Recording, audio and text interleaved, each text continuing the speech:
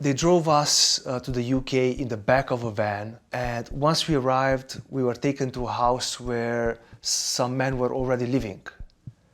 And that's where the situation changed. They told us that actually things are a bit different, and that we would have to repay our debt from traveling and accommodation and food, and that we would have to pay them half of the wages we earned. So I said, why? This wasn't the deal. And they said, well, this is the deal now. I was shocked and scared, but I had no money to go back home, and they took the passports away from us.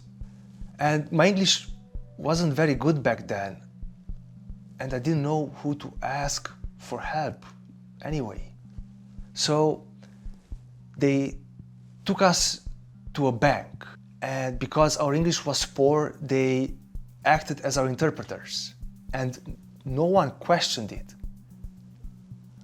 I never saw a card, and because I couldn't ask any questions, our traffickers were speaking on our behalf. I remember trying to catch the woman in the bank's eye to make her see how scared I was. The place where we were living was awful.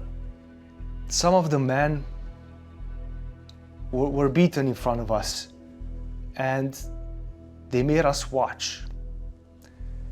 They told them that they know where their families lived and that they would kill them if we don't stop complaining.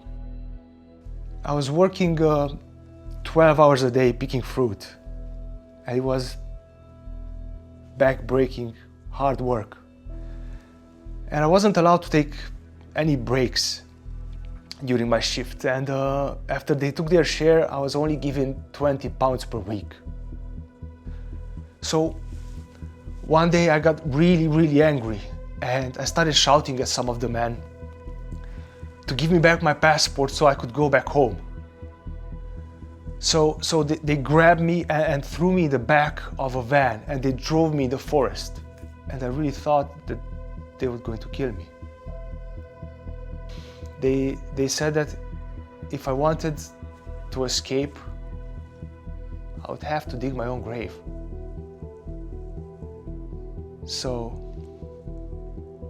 I was desperate and hopeless. But I understood that I had to keep my head down and just keep working. One day, out of nowhere, the police came and they took us away. And at first I was scared because the traffickers told us that the police would deport us. But instead, they tried to understand our experiences and help us. They introduced me to a charity, and they gave me a place to stay.